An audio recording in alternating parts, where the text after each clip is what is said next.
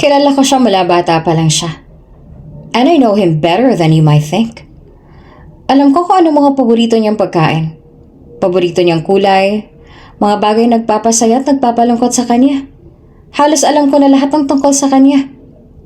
But I had no idea that Trayvon's standards for girls can be thus abysmally low.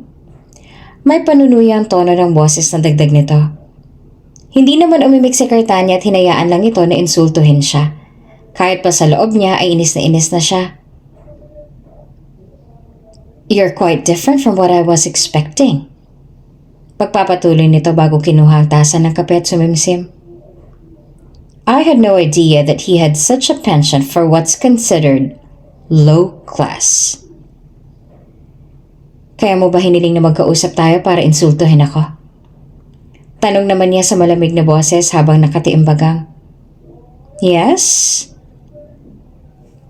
But as I mentioned earlier, I'd like to get to know you better. I want to learn more about you. At ano pa bang nais mong malaman tungkol sa tulad ko na sabi mo nga ay isang mababang uri lamang na hindi makakakuha sa atensyon mo? Ano bang meron ka para ikaw ang pinakasalan ni Trayvon? Anong klase ng pang-aakit ang ginawa mo sa kanya, ha?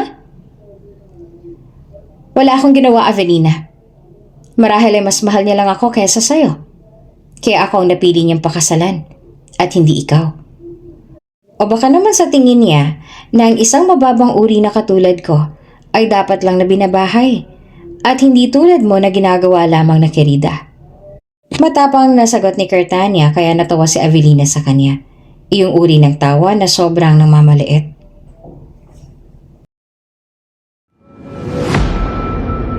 Kung bago ka pa lang sa channel na ito, Ate Jane TV, huwag kalimutang pindutin ang notification bell and subscribe button. Sana po hindi naman malaking abala sa inyo ang pagpindot ng subscribe button dahil ang kapalit po nito ay ang pagsuporta para makapag-produce ng mga libreng stories sa mga channels ni Ate Jane. Maraming salamat!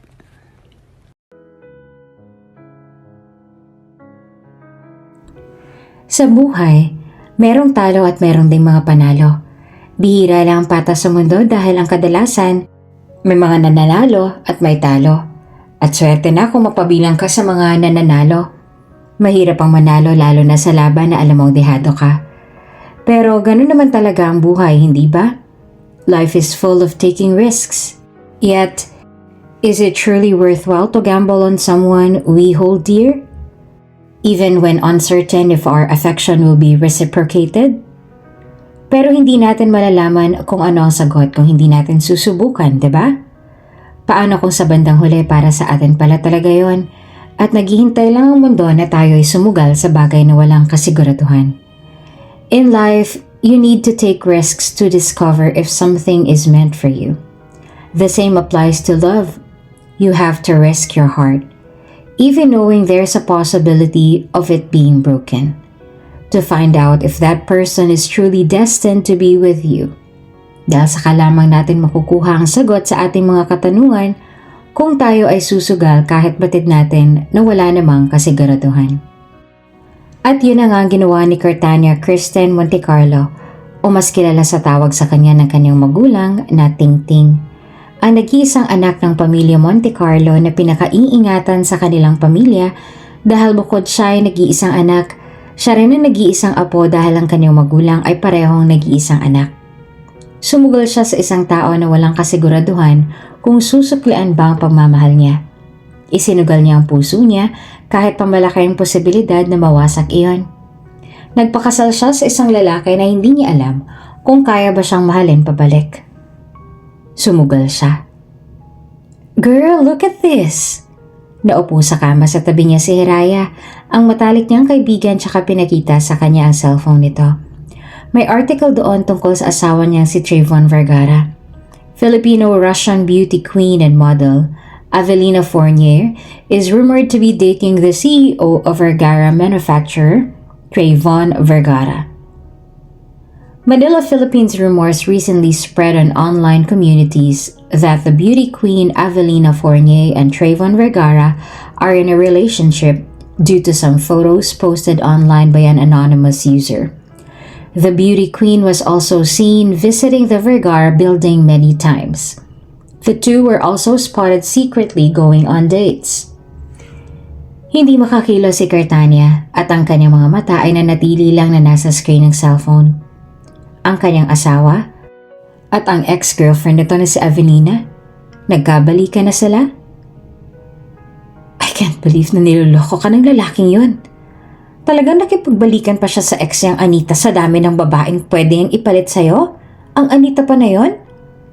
Galit na sabi ni Hiraya. Ano bang nakita niya sa Anita na yon para makapagbalikan siya sa kanya at lokohin niya kayo ng anak niyo? Ha? Walang kwentang babae na yon. Kahit ako man ay ma-o-offend kung pinagpalit lang ako sa isang ingrata. Alam mo Ting, napapaisip ako rin sa asawa mo. Dati na siyang takas mental para bigla ka na lang lokohin at bumalik pa talaga siya sa walang kwenta niyang ex. Kung bakit ba naman kasi sa dami-dami ng mga mayayaman, gwapo at matatalino ng mga lalaki na nagkakandara pa sa'yo, sa kanya ka pa talaga umibig? Habang si Hiraya ay gigil na ligil, nanatili naman na walang imik sa Cartania ngunit sa loob-loob niya ay nasasaktan na siya dahil sa kanyang nalaman. Tanggap niya naman ang totoo na hindi siya mahal ng kanyang asawa, na kaya lang naman sila ikinasal dahil sa nabuntis siya nito at iyon ang nais ng lolo niya na mangyari. Ngunit nasasaktan pa rin siya sa nakita. After all, kahit batid niya na hindi naman siya mahal ng asawa niya, ay mahal niya pa rin ito. Noon pa man ay mahal niya na si Trayvon. Bago pa man may mangyari sa kanila.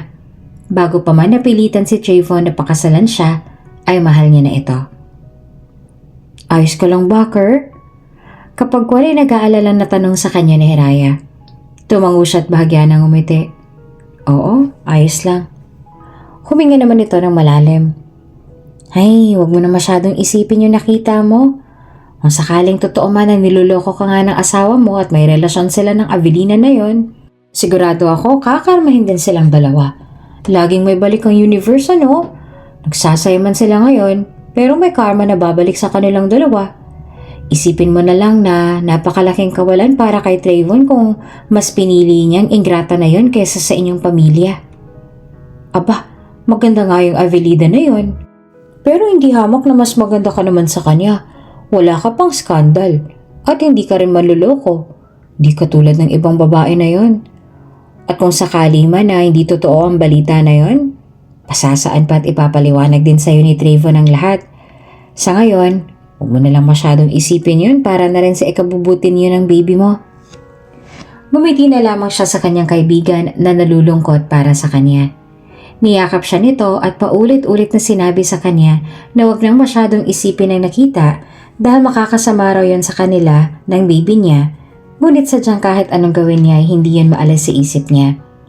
Hindi niya makalimutan ang kanyang nakita, lalo na nung hindi na bumalik sa bahay nila si Trayvon nung gabing yun. Sa isip ni Cartania ay baka magkasama sila Trayvon at Avelina sa hotel ng buong gabi. Ang asawa niyang si Trayvon at Avelina ay dating magkasintahan ngunit naghiwalay ang dalawa dahil nagloko si Avelina. At kasabay noon na lumabas din ang sex tape ni Avelina kasama ang lalaki na ipinagpalit nito kay Trayvon. Batid ni Cartania na mahal ni Trayvon si Avelina.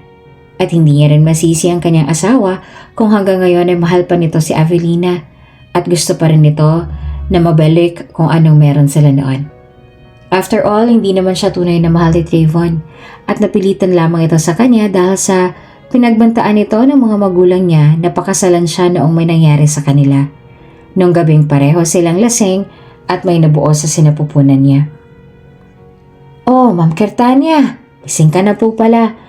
Bala ko po sana kayo na puntahan sa inyong silid. Gusto niyo na po bang mag-almusal? Paghahanda ko kayo. Tanong sa kanya ng isang kasambahay nang makita siya. Mamaya na po manang, di pa naman po ako nagugutom. Tugon niya sa medyo mahinang boses. Sa itsura niya ngayon ay halata na may dinaramdam siya kaya naman nagtaka at nag-alala sa kanya si Manang. Sigurado po ba kayo ma'am?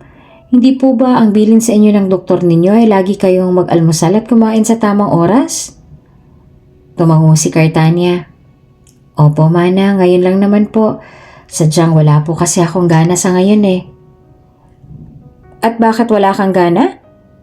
Napalingon si Cartania sa kanyang likuran nang marinig niya ang boses ng kanyang asawa na kakarating lang mula sa trabaho. May hawak itong suitcase at nakasuot pa ng salamin. Ngayon lang pala ito nakauwi. Ang akala ni Cartania ay nagpapahinga na ito sa silid nito ngayon. Naglalakad palapit sa kanya si Trayvon at ang mga mata nito ay diretsyo na nakatitig sa kanya. Nakauwi ka na pala. Sabi ni Cartania sa mahina at kinakabahan na boses nang makalapit sa harapan niya ang kanyang asawa. Bakit ayaw mo mag-breakfast? Seryoso ang tono ng boses ni Trayvon. Wala pa kasi akong gana. Sinusuka ko rin naman kasi lahat ng kinakain ko. Pagdadahilan niya. Hindi sapat na dahilan yon para magpalipas ka ng gutom. Makakasama sa inyo ng anak natin. Seryoso pa rin na saad niya. Bago tumingin kay Manang na nasa tabi niya. Manang, pakihanda naman po siya na makakain. Huwag niyo rin pong kakalimutan ng vitamins niya. Sige po, sir. Tugon naman ni Manang. Gusto man ni Cartania na magkatwiran at sabihin sa kanyang asawa na ayaw niya talagang kumain, ay mas pinili niya na lang na itikom ang kanyang bibig dahil ayaw niya na magalit sa kanya si Trayvon. At alam niya rin na para rin naman yon sa magiging anak nila. Kumain ka na. Magpapahinga lang muna ako. Hindi na hinintay ni Trayvon ang sagot niya at umalis na ito. Malungkot na napabuntong hininga si Cartania bago siya nagtungo sa kusina. Wala malang paliwanag sa kanya si Trayvon kung bakit hindi ito nakauwi kagabi. Kumain ka na, iha. Sabi sa kanya ni Manang at nilapag na sa harapan niya ang almusal niya. Nagpasalamat naman siya sa matanda bago nagsimulang kumain kahit pa wala siyang gana. Sigurado ako na pagod lang si Sir Trayvon mula sa trabaho kaya ganun ang inakta niya sa'yo. Dagdag pa ng matanda. Hindi naman kumibo si Cartania at bagya lang nanginitian si Manang. Sa isip ni Cartania marahil ay ganun na lang ang pakikitungo sa kanya ni Trayvon kanina dahil mas gusto nitong kasama si Avelina. Sigurado naman kasi siya na magkasama ang dalawa buong gabi kaya hindi na umuwi sa bahay nila si Trayvon. Wala nang bago sa pakikitungo sa kanya ni Trayvon. Noon pa man ay cold na talaga ito sa kanya. At mula nung maging mag-asawa sila ay mas lalo pa itong naging cold sa kanya. Tanggap naman yon ni Cartania. Basta ang mahalaga sa kanya ay buo ang kanilang pamilya at hindi lalaki ang anak niya na walang ama. Hanggang kaya niya pang magtiis ay magtitiis siya. Sa sumunod pa ng mga araw ay ganun lang ulit ang pakikitungo sa kanya ni Trayvon. Nasanay na rin si Cartania sa ganoong setup na lang dalawa.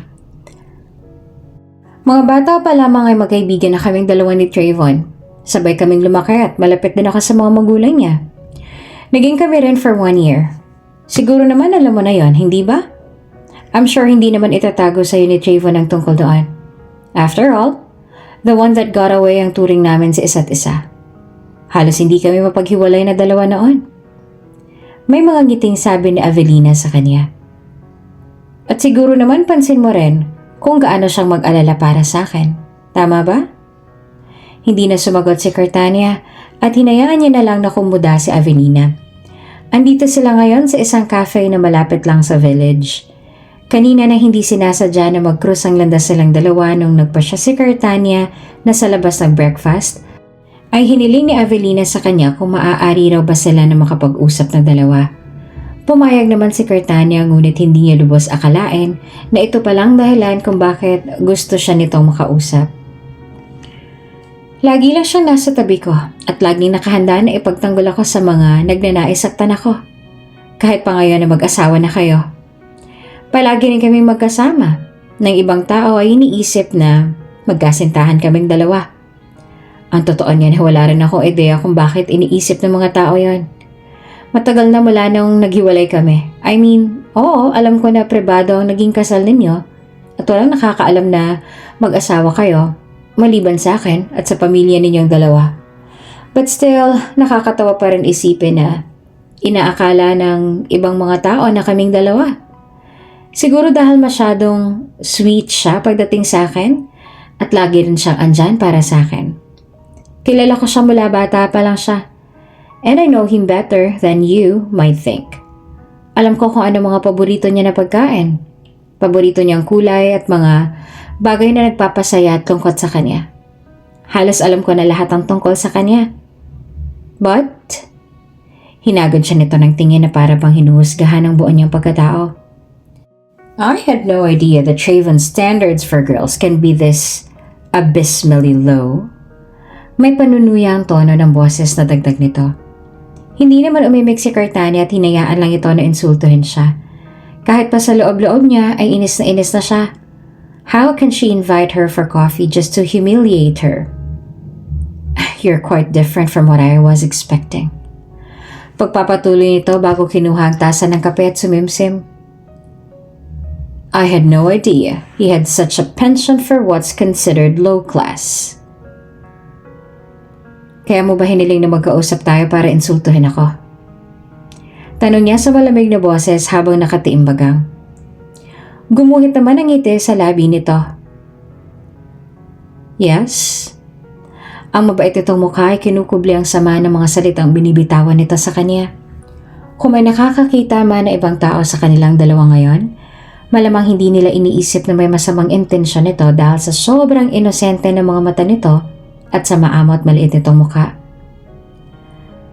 But as I mentioned earlier, I'd like to get to know you better. I want to learn more about you. At ano pa bang nais mong malaman sa tulad ko na ang sabi mo isang mababang uri lamang na hindi makakakuha sa atensyon mo? Ano bang meron ka para ikaw ang pakasalan ni Trayvon? Anong klase ng pang-aakit ang ginawa mo sa kanya, ha? Wala akong ginawa, Avelina. Marahil ay mas mahal niya lang ako kaysa sa'yo. Kaya akong napili niyang pakasalan at hindi ikaw. O baka naman sa tingin niya na isang mababang uri na tulad ko ay dapat lang na binabahay at hindi katulad mo na ginagawa lamang na kerida. Matapang ni Cartania na sagot kaya natawa si Avelina sa kanya. Iyong uri ng tawa na sobrang nangmamaliit. Talaga ba? O baka naman sadyang malandi ka lang talaga kaya nagawa mo siyang pikutin para pakasalan ka. Tumayo na si Avelina sabay nilapat ang dalawang kamay sa lamesa at sa nagbabantang boses ay nagpatuloy sa pagsasalita. Ito ang tatandaan mo, Cartania. Kahit ikaw pang pinakasalan niya at kahit sa'yo man siya umuwi tuwing gabi, ako pa rin ang mahal niya. Ako pa rin ang nag-iisang babae na nilalaman ng puso niya at sa akin pa rin siya may pakialam. Alam naman yun ni Cartania. Batid niya na kahit ano pa man ang gawin niya, hindi niya mapapalitan si Avelina sa puso ni Trayvon. Na kahit na ilang beses niya man ipagsiksikan ng kanyang sarili, ay si Avelina pa rin ang nag-iisang babae sa puso ng asawa niya. Nasaan ang asawa ko, Manang? Tanong ni Trayvon sa kanilang kasambahay na makauwi na siya mula sa trabaho. Ngayon niya lang kasi hindi nakita ang asawa niya pagkagaling niya sa trabaho.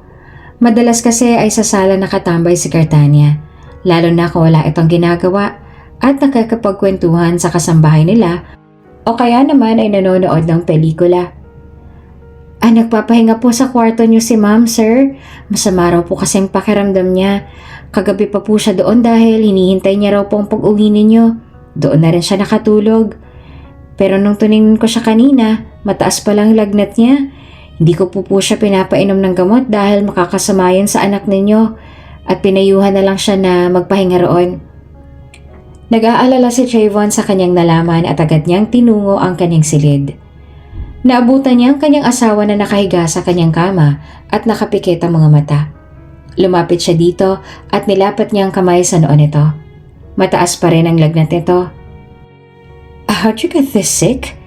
Isang buong araw lang ako nawala, ganito nang nangyari sa'yo. Nag-aalala na sa adi Trayvon bago inalis ang kumot nito para bumaba ang lagnat nito. Alam kong nilalamig ka, pero para mas mabilis na bumaba ang lagnat mo, ay kailangan natin na alisin ang kumot mo. Pagpipigil niya ng akmang ibabalik na nito ang pagkakakumot. Akmang aalis na si Trayvon para sana kumuha ng towel na maipupunas niya sa katawan para bumaba ang lagnat ng asawa nang hawakan nito ang kamay niya. You're back. Mahinang saad nito bago minulat ang mga mata at mapungay na tumitig sa kanya. Aalis ka ba ulit? Hindi. Tugon niya bago na naupo sa tabi nito. Dito lang ako. Hindi ako aalis. Magpahinga ka na. Hindi ako aalis. Mapungay at malungkot ang mga mata nito habang diretso ang nakatitig sa mga mata niya. Kasama mo ba siya? Ha? Sino? Ang babaeng mahal mo. Nagtataka man ay tumango si Trayvon. Yes. Dahil sa naging sagot ni Trayvon ay mas lalong lumungkot ang mga mata ni Cartania. Ngunit nagawa pa rin niyang ngumiti. I'm sorry. What are you saying sorry for? Pasensya na kung kailangan niyo pa na magtago sa tuwing nagkikita kayo ng dahil sa akin. I'm so sorry, Trayvon. I'm really sorry. Alam ko na kasalanan ko ang lahat ng to. Ako ang may mali at dahilan kung bakit nangyari ang lahat ng to. Pumatak ang butil ng luha sa mga mata nito. Hindi mo ako gusto. Ni minsan na hindi mo ako minahal. Pero pinilit kitang pakasalan pa rin ako. Dapat hindi ako pumayag sa gusto ng mga magulang ko dahil alam ko naman na mangyayari ang lahat ng to. Pinunasan niya ang luha sa mga mata nito bago yumuko at hinalikan ng noon nito. Don't apologize. Wala kang kasalanan sa kung ano man ang nangyari. Kahit kailan na hindi ako galit sa'yo, my wife.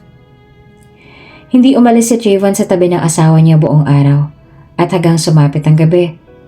Buong araw na may sakit si Cartania at inalagaan niya lang ito. At kahit na may sakit pa ito at posible siya na mahawa, mas pinili ni Trayvon na sa tabi siya nito matulog para maiparamdam niya sa kanyang asawa na nasa tabi lang siya nito.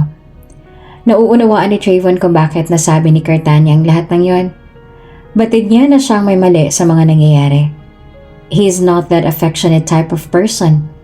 Hindi niya hilig na iparamdam sa mga taong mahalaga sa kanya ang pagmamahal niya at kung gaano sila kahalaga para sa kanya. Ngayon ay napagtanto niya na iyon ay naging dahilan ng misunderstanding. Tulad na lang ngayon na iniisip ng kanyang asawa na hindi ito mahalaga sa kanya. He didn't realize that he was already hurting his wife because of his nonchalance. I promise to be better, my wife. Bulong ni Trayvon sa kanyang asawa na natutulog at nakaunan sa braso niya. I'll change myself for you. It may take time for me to get used to it, but I'll try. Bago niya ito hinalikan sa noo. Nang magising si Cartania na nasa mga bisig niya ng kanyang asawa ay hindi niya alam kung anong magiging reaksyon niya. Inisip niya pa na baka nagkamali siya ng silid na pinasok kagabi kaya nandito siya ngayon sa silid ni Trayvon. Kaya naisip niya na tumakas na bago pa man magising si Trayvon at magalit ito.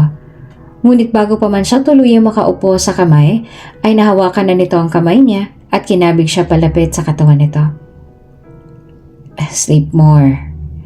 Inaantok na sabi pa ni Trayvon bago inabot ang kumot at tinakpan ang katawan nilang dalawa.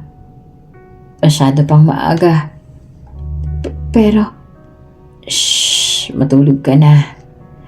At mas sumigpit pa ang pagkakayakap nito sa kanya. Sobrang bilis ang tibok ng puso ni Cartania at hindi siya makapaniwala sa mga nangyayari ngayon. Bagaman nagulantang siya sa mga nangyari, nagawa niya pa rin na makatulog ulit habang nasa bisig niya ito. At mula ng araw na yon ay naging sweet sa kanya si Trayvon. Nawala na rin ang pakiramdam ni Cartania na para bang iniiwasan siya nito dahil lapit na ito ng lapit sa kanya at halos ayaw nang lumayo. Sa punto ng buhay ngayon ni Cartania, hindi niya na alam kung siya ba ay natutulog pa at ang lahat ng magagandang nangyayari ay panaginip niya lamang. Dahil mula nung nagkasakit siya, katakataka na ginagawa na ni Trayvon ang mga bagay na kailanman ay hindi nito ginagawa noon. At ni minsan ay hindi niya naisip na gagawin ito para sa kanya. Noon ay halos ayaw niyang tingnan ni Trayvon. Ngunit nito na daang araw ay kulang na lang ay lagi na siya nitong titigan. He's touchy at binabati na rin siya nito ng good morning at good evening. Ito na rin mismo naghahanda ng almusal niya at batid niya na hindi lamang siya nagtataka kundi maging mga kasambahay nila lalo na sa tuwing nakikita nila na masuyong hinahalikan ni Trayvon ang noo niya. Pakiramdam nga ni Cartania ay ibang tao nang nakakasama niya at ang tunay niyang asawa ay nakidnap o kung anuman. Hindi siya sanay sa ganitong Trayvon. Ngayon ay tahimik na nagmamaneho si Trayvon. Tahimik lang din siya nakaupo sa shotgun. Nakatingin sa labas ang bintana. Hindi siya nag-ingay dahil mukhang hindi maganda ang araw na ito.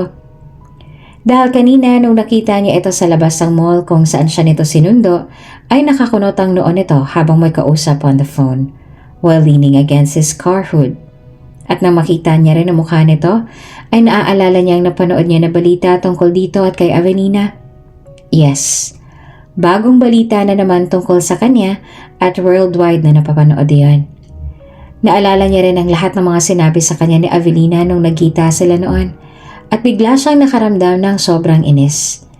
Ayaw niya tuloy na makita ang mukha ng kanyang asawa o makausap man lang ito. How's your day? Akala ni Cartania walang balak magsalita si Javon kaya nagulat siya nang magtanong ito. Tiningnan niya ito. Ang mga mata nito ay nakafocus sa daan. Tumingin muli siya sa labas ng bintana bago tipid na sumagot. Great. Naramdaman niya na tumingin ito sa kanya dahil sa tipid na naging sagot niya. Ngunit nanatiling nasa labas ang mga tingin niya. Ayaw niya itong tingnan. Naiinis pa rin siya. What did you have for lunch? Nagtanong ulit ito. Rice. And? Just rice. You only eat rice? It's true. Kanin lang ang kinain niya kanina dahil hindi niya nagustuhan ang amoy ng ibang pagkain sa restaurant na kinakainan nila kanina ni Hiraya. Nasusuka siya sa amoy kaya kanin lang ang pinili niya. Pasensya na kung hindi kita nasamahan sa mga lakad mo nitong nagdaang araw. Naging sobrang busy lang talaga ako. Nanatiling nasa labas ang kanyang tingin at sumagot siya ng, ayos lang. Naramdaman niya na muli itong napatingin sa kanya. Nanatili lang siyang walang kibo. Napakunot naman ang noon niya nang ihinto nito ang sasakyan sa tabi ng daan at tinanggal ang suot na seatbelt para bahagyang humarap sa kanya. Let's talk about it. Bahagyang nagtagpo ang kilay niya dahil sa sinabi nito. About what? Ang gumagambala sa'yo. Ang dahilan kung bakit ka bad mood at tahimik. Lagi naman akong tahimik. No, you're not. I can feel that something is off. Alam ko na nakita mo ng balita tungkol sa aming dalawa ni Avelina. I'm also sure it's the reason why you seem sad right now.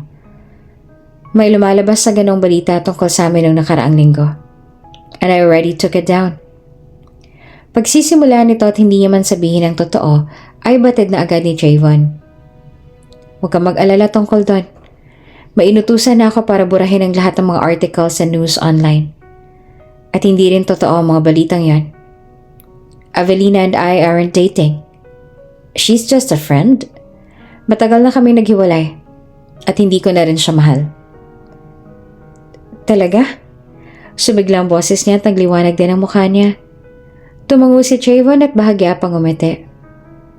Yes. Hindi kita pinagtaksilan. At hindi rin kita pagtataksilan. So, you have no reason to get jealous and overthink again. I'm faithful. At syempre, sobrang masaya ni Cartania na marinig yun mula mismo sa bibig ng asawa niya. Iyon ang matagal niya nang hinihiling na marinig mula dito. Para bang lahat ng mga pangamba niya at ang mabigat sa kanyang dibdib ay nawala dahil sa sinabi na iyon ni Trayvon. Sobrang inis na minasahe ni Trayvon ang sentido niya. Isang kontrata ang nagkaroon ng problema ngayon kaya gano'n na lang ang inis niya. Ilang buwan nilang pinagtrabahuhan ang kontrata na yon. Isang buwan din siyang napuyat para lang masigurado na maayos ang lahat at hindi magkakaroon ng problema, ngunit sa isang iglap lang ay nauwi sa lahat ang pinaghirapan nila. Manang, please iwan niyo na po muna ako. Naiinis ang sabi ni Trayvon nang bumukas ang pinto ng office niya. Pasensya na. Nang marinig ni Trayvon ang boses ng kanyang asawa ay agad siyang napabaling dito. Akmang lalabas na si Cartania kaya agad siya na nagsalita. No, you may stay. Kaya napatigil din ito at muling bumaling sa kanya. I'm sorry. Akala ko kasi si Manang ka. Hindi ko sinasadya na pagtaasan ka ng boses. It's okay. Sabi naman ni Cartania bago naglakad palapit. May problema ba? Wala naman, sagot ni Trayvon. Ayaw niyang sabihin ang totoo sa kanyang asawa dahil Ayaw niya na pati ang nangyari sa kumpanya ay iisipin din ito. Buntis pa naman ito kaya ayaw niyang na-stress ito. May kailangan ka ba kaya ka nandito? May problema ba? Umiling naman si Cartania. Wala naman. Ipapaalala ko lang sana sa'yo na pupunta tayo sa anniversary party ng magulang ko bukas. At umaasa sila na dadalo tayo ng magkasama. Tumango naman si Trayvon at hindi niya nakalimutan ang pangako niya dito. Yes, I'll clear my schedule tomorrow. Dahil sa sinabi niya ay napangiti si Cartania. Thank you. At aaminin na ni Trayvon ang totoo. Gustong-gusto niya sa tuwing nakikita niyang ngiti ng kanyang asawa. Para bang sa tuwing nasisilayan niyang mga ngiti nito ay nawawala ang pagod niya at nakakawala rin yon ng init ng ulo. Ayos na bang pakiramdam mo? Are you drunk or sick? Hindi alam ni Trayvon kung bakit nakaramdam siya ng tuwa nang magtanong ito sa kanya. Dahil ba sa tono ng boses nito ay nag-aalala? Ewan, hindi niya rin sigurado basta ang alam niya lang ay masaya siya ng dahil doon. No, I'm fine. I'm just tired. Pagsisinungaling niya dahil ayaw niya na mag-alala ito sa kanya. Gusto niya man sana na maglambing at sabihin na hindi siya okay ay ayaw naman niyang mag-alala ito sa kanya dahil baka kung ano pang mangyari. Are you sure? Your voice sounded weird though. I'm worried. Kinagat ni Trayvon ang kanyang labi para pigilan ang pagsupil ng ngiti niya. Tama siya. Nag-aalala nga ito sa kanya. Yeah, ayos lang ako. Huwag kang mag-alala. Sagot nito. Okay. Tumango si Cartania na halatang hindi pa rin kumbinsido. Sa tingin ko sobrang pagod ka na ngayon. Sige na, magpahinga ka na. I'll see you tomorrow. Good night. Pinagpasta ni Trayvon ang kanyang asawa na maglakad palabas ng office niya. Hanggang sa makalabas na si Cartania sa loob ng silid ay nakatitig lang siya roon. Ang totoo niyan ay ayaw niya pa sanang umalis si Cartania sa office niya dahil nais niya pa itong makausap ng matagal. Gusto niyang marinig ang boses nito. It calms him. He wanted to hear her sweet laugh because it made him feel at ease. He wanted to see her beautiful face. She's giving him comfort. Pero alam niya na kailangang magpahinga ng maaga ni Cartania. Para rin yon sa kanilang dalawa ng magiging anak nila. Kailangan niyang magtiis. Kanina pa tingin ng tingin sa entrance si Cartania at nagbabaka sakali na si Trayvon ang susunod na papasok doon. Nasa venue na sila ngayon at kanina pa nagsimula ang anniversary party ngunit hanggang ngayon ay wala pa rin si Trayvon. Nagsabi kasi sa kanya si Trayvon kanina na baka malate ito ng dating dahil sa may biglaang emergency ito sa kumpanya, ganun pa man ay nangako ito na darating pa rin ito kahit late na. Susubukan daw nito na humabol. Sinubukan niyang tawagan ito ngunit hindi ito sumagot. It went straight to voicemail, saying that he was busy. Nag-text na rin siya sa kanyang asawa ngunit wala siyang sagot na natanggap. May problema ba anak? Tanong sa kanya ng kanyang ama. Umiling naman siya. Bakit kanina ka pa nakabuntong hininga? Wala po dad. Hinihintay ko lang po ang asawa ko. Nako siguro ay busy pa siya ngayon. Hindi ba ang sabi mo ay nagkaroon siya ng emergency sa opisina niya? Ayos lang naman sa amin ng mom mo kung hindi siya makakahabol ngayon. No, Dad. Nangako po siya na darating siya ngayon kaya hintayin na lang po natin. Hindi na ulit sumagot pa ang kanyang ama at tumango na lang. Muli niya namang tiningnan ang cellphone niya. Naghihintay na mag-pop ang pangalan ng asawa niya sa notification. Ngunit ilang minuto na naman ang lumipas ay wala pa rin siyang natanggap. Dahil sa inis, tumayo si Cartania. Dad, Mom, CR lang po ako. Paalam niya.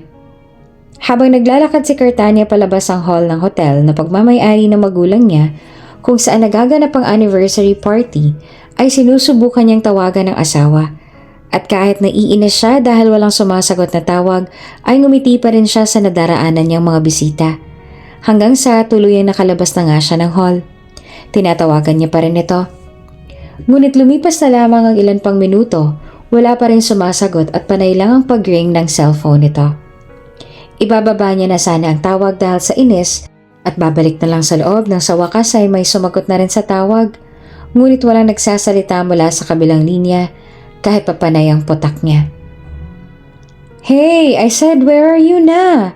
Pupunta ka pa ba o hindi na? Just tell me para hindi kami umasa. 'Di ba? Inis na sabi niya pero wala malang sumasagot sa kanya. Pinaglolo ko mo ba? Nabitin ang sasabihin niya nang mamatay ang tawag at matipunong braso ang biglang pumulupot sa bewang niya. At the same time, lips touched her bare shoulder. Nagulat siya at agad na lumingon para makita kung sino yon. Nanlaki yung mga mata niya nang bahagyang makita ang asawa niya na yon na nakasuot ng black suit at may ngiti. I'm sorry, am I already late?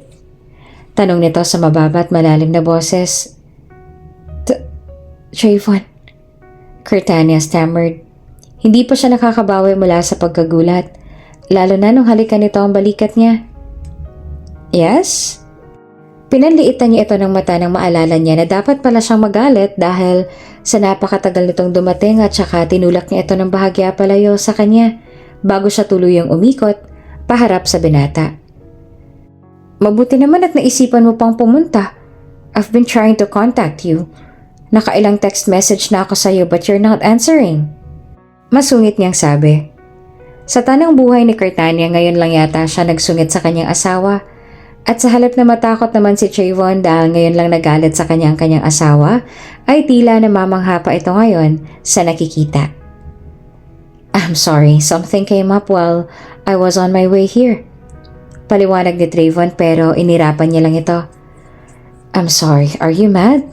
Forgive me, please. I'm not. Pagalit niya sagot. Pumasok na tayo, kanina ka pa hinihintay nila mom. Nilagpasan niya ito ngunit bago pa man siya makalayo ay nahawakan ito ang kamay niya. Muli niya itong tiningnan at tinaasan ng kilay. What? Naglalambing na ngumiti naman sa kanya si Trayvon. Sabay na tayo? Hindi siya sumagot. Inagaw niya lang ang kanyang kamay na hawak pa rin nito at nagpatuloy na sa paglalakad. Sumunod naman sa kanya ang binata. Hey! Patakbo na lumapit ang binata sa tabi niya dahil iiwanan niya na ito sa sobrang bilis niyang maglakad.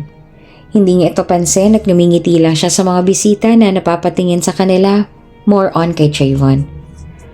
You're walking so fast! Hindi niya pa rin ito pinapansin.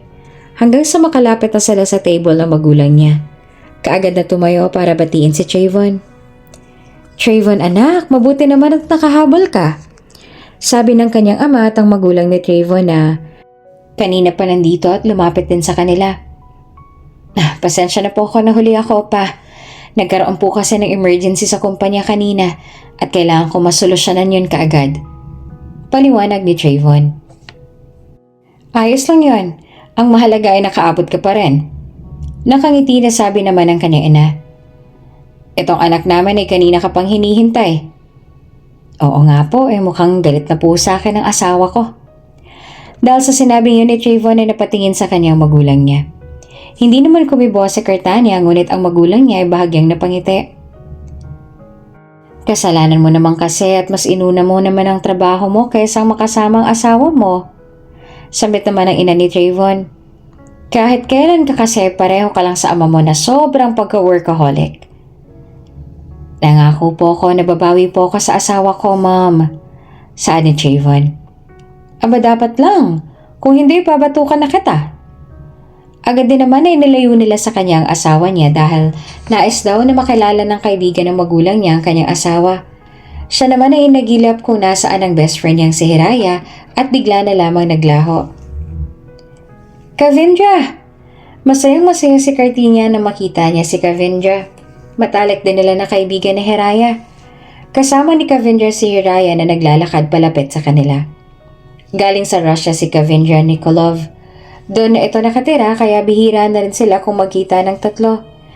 Sa katunayan na inaakala niya na hindi ito makakarating ngayon dahil ang sabi nito sa kanila, marami raw itong kailangang asikasuhin kaya masayang-masaya siya na nandito ito ngayon.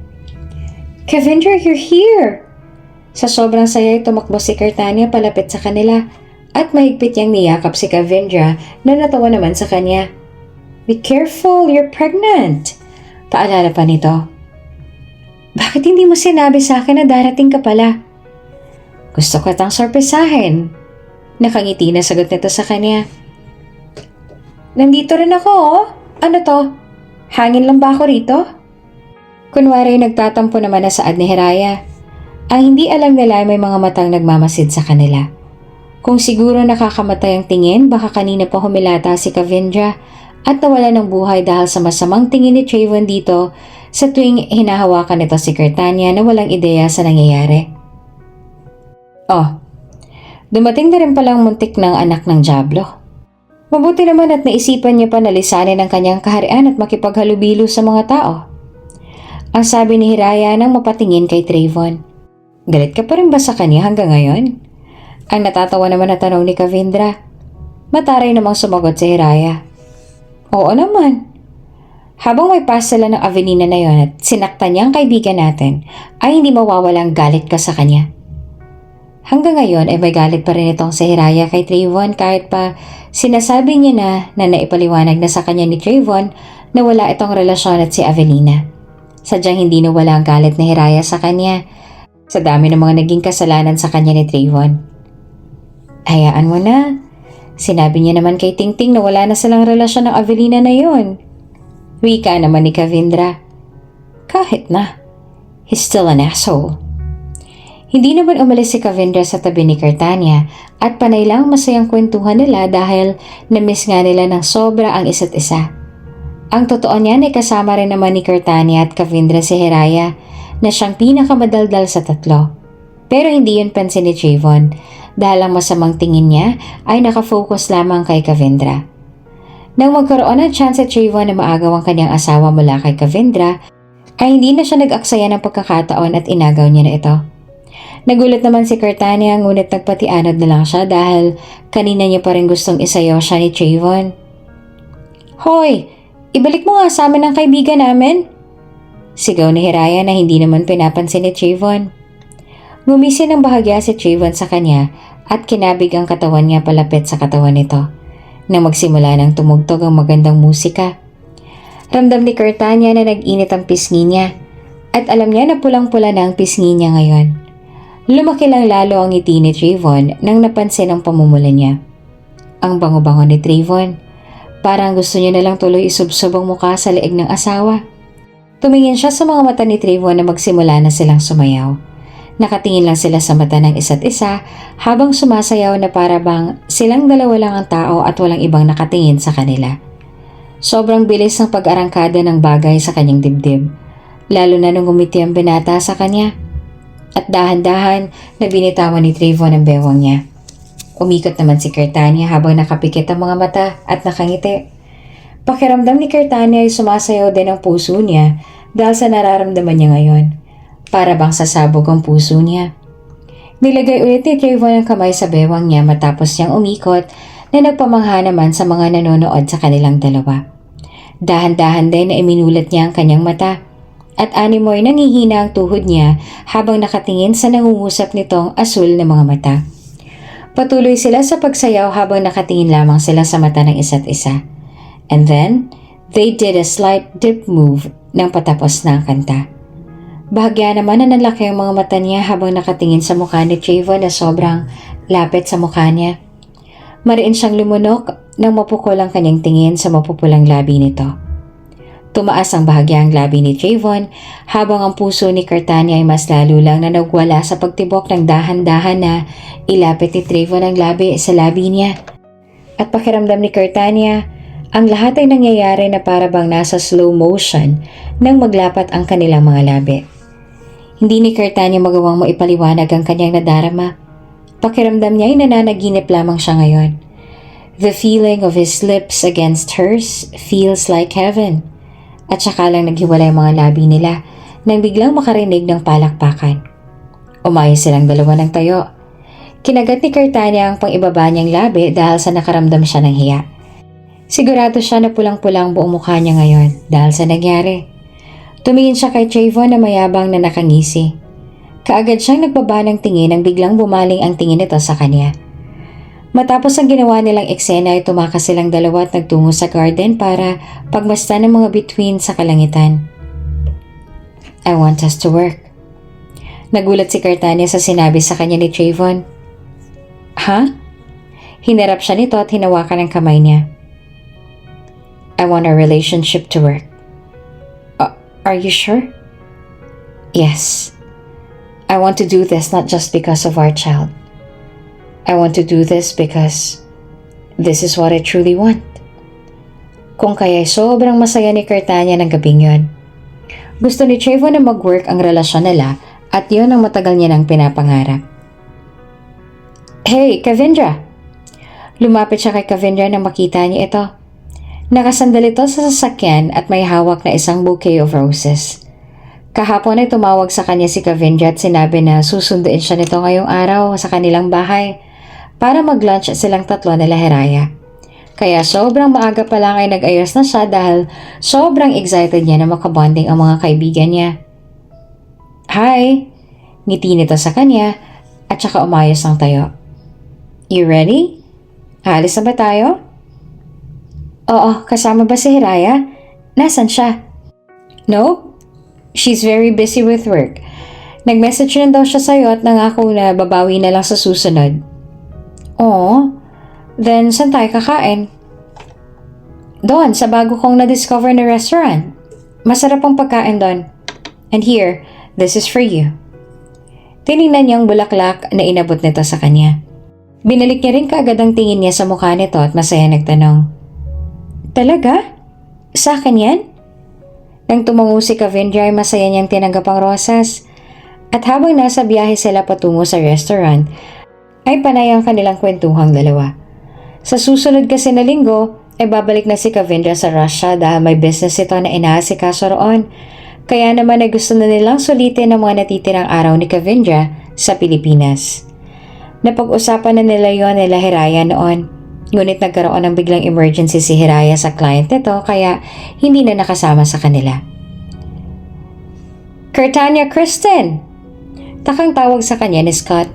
Kaibigan naman ng kanyang asawa nang makita niya sila. He was dressed in a white chef's uniform.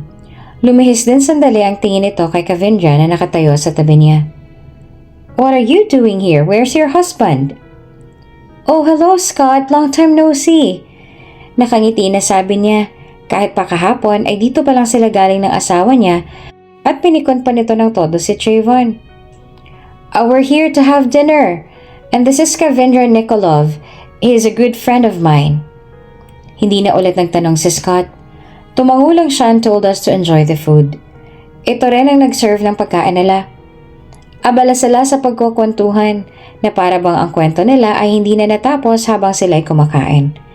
Binabalikan nila ang panahon na sobrang close pa silang lahat at panay lang din ang kakatawa nilang dalawa dahil sa mga masasayang alaala na iyon.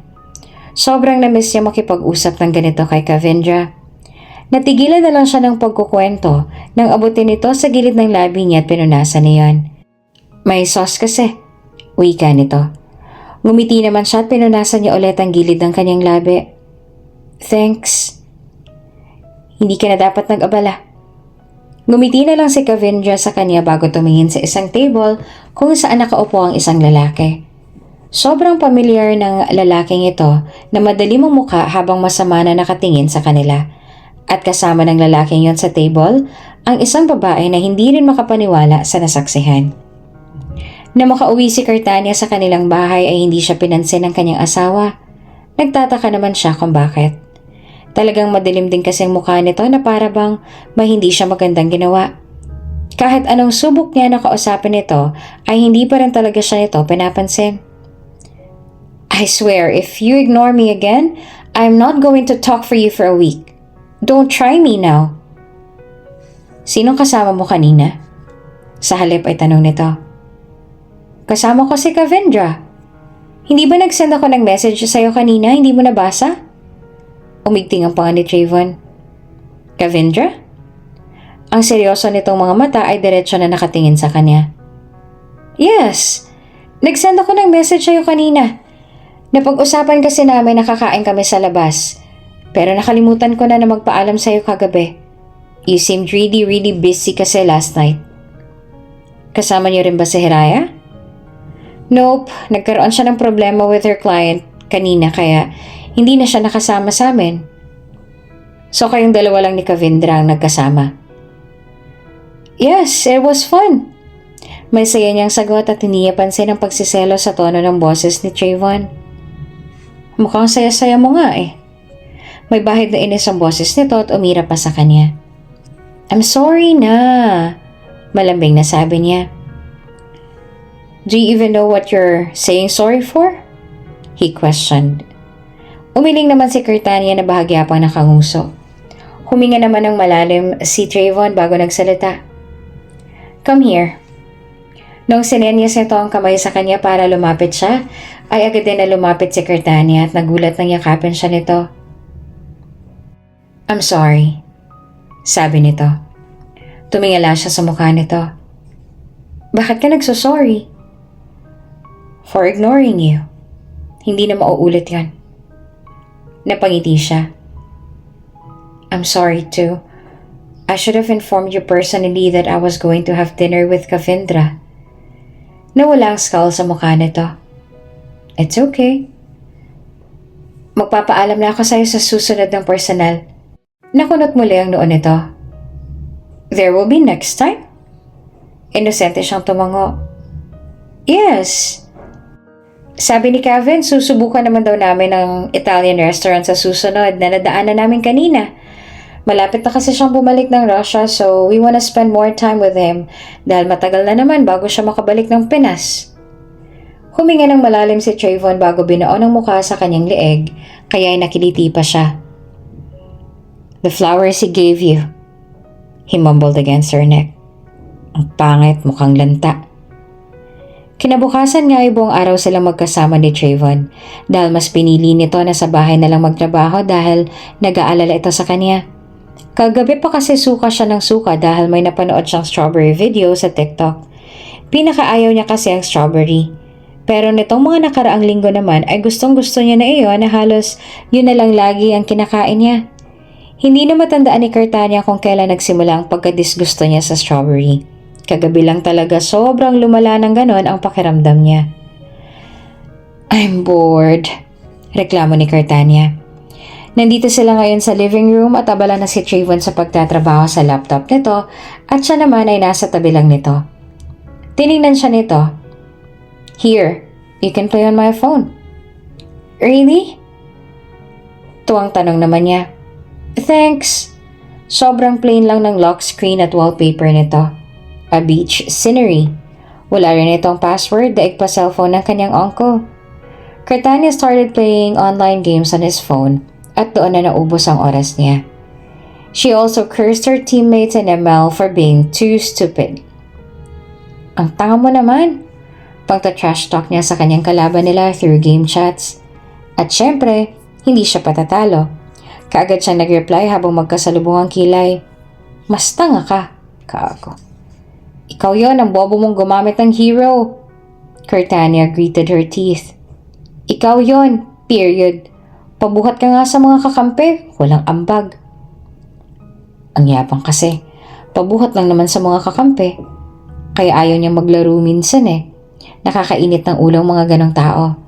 Dahil sa sobrang abala niya sa pakikipag-away, hindi niya napansin na kanina pa pala siya pinapanood ni Trayvon na napapangiti at iling na lang. Anak? Sandaling tinignan ni Trayvon ang kanyang ama na magsalita ito. Binalik niya rin kaagad ang kanyang tingin sa malayo habang ang kanyang ama naman ay tumayo sa tabi niya. Kamusta ka na? I'm good. Bago niya ito tinignan. Bakit po? Wala naman. Ang asawa mo, kamusta na siya? Nahihirapan pa rin ba siya sa pagbubuntis niya? Opo, dade. Nag-aalala na nga po ako na iwan siya sa bahay. Ganon talagang mga buntis. Ganon na ganon din ang mama mo nung pinagbuntis ka niya. Ang kailangan mo lang gawin ay dapat lagi kang nasa tabi niya para mabantayan at alagaan mo siya dahil yun lang ang tangi mong magagawa para sa kanya. Ngumiti ito at tinapik siya sa balikat. That's what I'm trying to do, Dad. Gusto ko na lagi ako nasa tabi niya para pag kailangan niya ako, I'll be right there. Pero na mas gusto niya pa ata na kasama ang mga kaibigan niya kaysa sa akin. Dahil sa sinabi niya at sa emosyon sa kanyang mukha ay mahina namang natawa ang kanyang ama. So ngayon, alam mo na ang nararamdaman niya noon. Po? kung anong pakiramdam niya noong mas madalas mong kasama si Avelina kaysa sa kanya na asawa mo. Avelina was sick. Kailangan niya ng karamay. We were friends, so I should be there for her. Pagdadahilan niya. Tinanong mo man lang ba sa kanya kung ayos lang yan sa asawa mo? Na mas may pakialam ka pa sa iba kaysa sa kanya na asawa mo? Hindi siya nakasagot. Hindi nga siya nagtanong sa kanyang asawa tungkol doon noon. Akala niya kasi ay ayos lang. Dahil kaibigan niya naman si Avelina at may sakit pa ito. Lalo na ang magulang na Avelina ay nasa ibang bansa at wala nang ibang magbabantay dito. See? You didn't even ask if it was fine for her. Pregnant women are sensitive, Trayvon. Before ka gumawa ng anumang desisyon, you should ask if it is okay with them. At damang-dama niya ngayon kung ano ang nararamdaman ng asawa niya noon. Gusto ni Trayvon na batukan ng sarili ng sobrang lakas dahil sa katangahan niya. Kaibigan niya si Avelina. Kahit pa matagal na silang naghiwalay dahil sa panluloko nito sa kanya at nagkaroon pa ito ng skandal kasamang ibang lalaki, may pinagsimahan pa rin sila kaya nga nung humiling sa kanya si Avelina na kung maaari silang magkita dahil may sakit daw ito at ayon daw sa psychiatrist nito ay ang dapat daw nito na laging kasama ay yung mga tao na kung saan mas komportable ito dahil nga nasa malayong pamilya ni Avelina. At batid ni Trayvon na hindi sila magkakaayos ay pumayag siya na makipagkita sa babae ng isang beses. Hanggang sa isang beses na yon ay nasundan pa dahil sa Avelina na mismo ang pumupunta sa office niya kahit pinagbabawalan naman niya. Ngayon niya lang napagtanto kung gaanong kamali ang ginawa niyang yon. Umamin ka na ba sa kanya? Biglang tanong sa kanya ng ama paglipas ng ilang sandali. Po? Nang nararamdaman mo para kay Cartania. Have you confessed to her? Umiling si Trayvon at ang kanyang ama naman ang napaawang nalalabi. Hindi mo pa rin sinasabi sa kanyang totoo? Not yet, Dad. I'm still waiting for the right time. Waiting? Hanggang kailan ka maghihintay? Kapag wala ka ng chance na umamin sa kanya dahil naagaw na siya ng kaibigan niya mula sa'yo? Anak, habang maaga pa, umamin ka sa kanya. Hindi pa naman huli ang lahat. Lalo pa ngayon na magkakaanak na kayo. Stop living in the past. Kung nasaktan ka man dahil sa nangyari sa inyong dalawa noon ni Avelina, but it was in the past. Hindi porket hindi nag-work ang relasyon yung dalawa noon, ay mauulit din ang nangyari sa inyong dalawa ni Cartania ngayon. Nasa plano naman kasi talaga ni Trayvon ang umamin ng kanyang nararamdaman para sa asawa. Ngunit naghihintay pa siya ng magandang pagkakataon. Ngunit tama rin naman ang kanyang ama. Dapat ay hindi niya patagalin pa, lalo pat mukhang marami siyang magiging kaagaw kay Cartania. At isa na sa magiging kaagaw niya, kay Cartania, ay si Kavindra. Anong ibig mo sabihin, Trayvon? Naiiyak na tanong sa kanya ni Avelina. Gusto ko na mag-focus ako sa pamilya ko at sa asawa ko na kailangan ako. We can continue being friends knowing na ikaw ang dahilan kung bakit siya nalulungkot. Paliwanag ni Trayvon. Dahil ngayon ay nagpasya na siya natapusin ang pagiging magkaibigan nilang dalawa ni Avelina na dapat ay noon niya pa ginawa. What? Galit na galit ang boses ni Avelina. First, ayaw mong tulungan ako kahit pa alam mo na may sakit ako at dahil din yan sa asawa mo. At ngayon naman, nais mo rin natapusin ang pagiging magkaibigan natin dahil din sa kanya? Umamin ka nga, Trayvon. Ang asawa mo bang nag-utos sa'yo na gawin to? Ang walang hiyang babaeng yon? No. Mahinahon na saan ni Trayvon. Walang kasalanan ng asawa ko dito. Sadyang gusto ko lang talaga na gawin to. Huwag ka mag-alala. Kahit paano ay tinuring pa rin naman kitang kaibigan. At susubukin ko rin naman kontakin ng pamilya mo para matulungan ka nila. No! Mataas at galit ang tono ng boses ni Avelina. You can't do this to me, Trayvon. Magkaibigan tayo. Hindi pwedeng basta mo lang akong tatalikuran. We have a past. Hindi pwede na basta mo lang akong ipagpalit para sa babae na yon. Nagwawala na si Avelina at sinubukan pa nito na yakapin siya at magmamakaawa ngunit buo na ang desisyon niya. I'm sorry, Evelina. Iyon ang huli niyang sinabi kay Evelina bago niya ito tinalikuran at nagsimula na siyang maglakad paalis at hindi niya napinansin ang pagtawag sa kanya nito. Nang mga sandaling yon ay napaisip si Trayvon na dapat pala matagal niya nang ginawa ito. E di sana hindi na nasaktan pa si Curtania at hindi na siya nito na misunderstood. Nakakaramdaman siya ng awa para kay Evelina dahil sa lahat ng mangyayari dito, ngunit batid niya na rin na hindi siya makakatulong dito kundi ang pamilya nito. Mag-isang lumalangoy ngayon si Curtania sa kanilang swimming pool. Madilim na at kanina pa lumubog ang araw. Mas gusto niya kasi na mag-swimming pag ganitong oras na. Kapag mataas pa kasi ang sikat ng araw ay mahapdi pa sa balat ang init. Suot niya ang black two-piece swimsuit niya. Bagay na bagay yan sa kanya dahil maganda ang shape ng katawan niya na alagang-alaga niya rin. Kanina pa ako kapabalik-balik na lumalangoy. At nang napagod na ay nagpahinga muna siya sa may hagdan at naglaro na lang ng tubig. Ma'am? Nilingon niya ang maid na tumawag sa kanya. Inahanap po kayo ni Sir Trayvon? Pumasok sa pool area ang asawa niya na nakasuot pa ng office attire kaya napabaling ang atensyon niya dito. Honey! Malambing niya itong tinawag habang kumakaway at mahinang natawa nang makita ang reaksyon nito. Natigilan naman ito. Naging sobrang walang hiya niya nitong mga nagdaang araw na kung ano-ano na lang tinatawag niya sa kanyang asawa. Paiba-iba pa nga ang tawag niya rito, pero mas malakas pa rin ang effect ng honey niya. Natitigilan nito lagi at nagkakaroon ng kakaibang emosyon na mukha. Naiisip niya na mas gusto iyon ni Trayvon. Nag-swimming ma ulit sila. Hinayaan niya itong matunganga doon at panoorin siya. Lumalangoy pa siya ng ilang minuto bago siya umahon. Pag-ahon niya, she pushed her hair back na parang isang model at naglakad na palapit dito. Nakatitig pa rin ito sa kanya. Silang dalawa na lang ang tao dito sa pool. Pinulupot niya ang kanyang braso sa leeg nito noong nasa harap na nito, sabay pinulupot din ang kamay nito sa bewang niya. Tumingkayad siya at pinagdikit ang kanilang mga labi at saka malambing niya itong nginitian. How's your work, honey? Malambing na tanong niya. His brown eyes burnt into hers. Hindi kaagad ito nakasagot. Mariin naman itong lumunok bago sumagot. It was okay. Napagod ka ba? Malambing yung tanong bago humalik sa Adam's apple nito na gumagalaw dahil sa paglunok nito. I love your scent. Humalik ulit siya sa leeg nito. Humigpit naman ang hawak ni Trayvon sa bewang niya.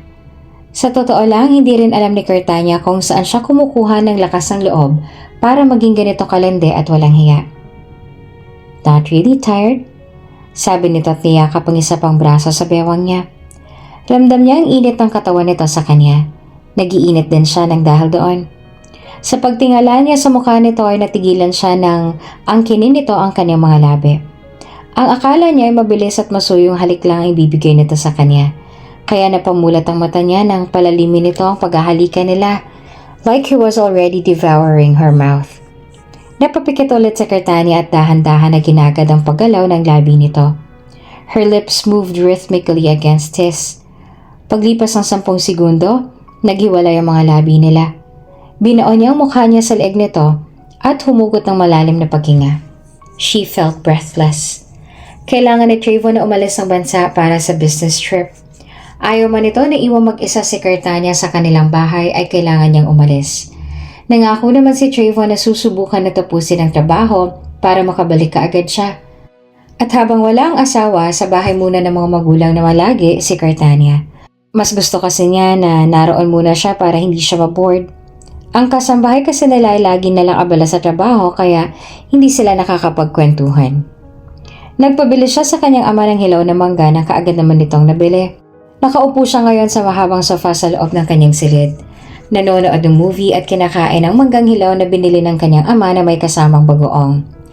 Tinignan niya ang cellphone niya na nasa kanyang tabi nang tumunog iyon.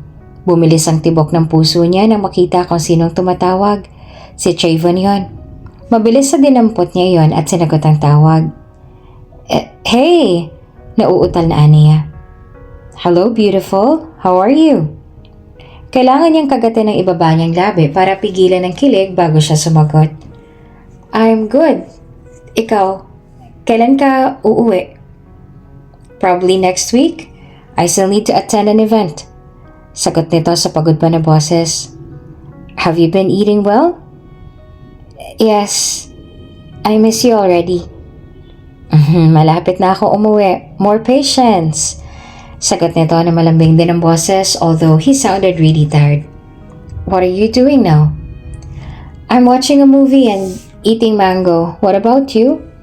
I just got home. What did you have for dinner? Tanong ulit nito. Mango. And? Just mango. I don't feel like eating anything kasi tonight except mango. Oh, come on, eat something else. Mangoes aren't good for dinner. Kinagat niya ulit ang ibaba niyang labi. I will, later. What about you? Have you been eating well? No, not really. Super busy, so I don't have time to eat something good. You need to take care of yourself. Kapag umuwi ka may sakit, hindi kita tatanggapin. Mahina itong natawa.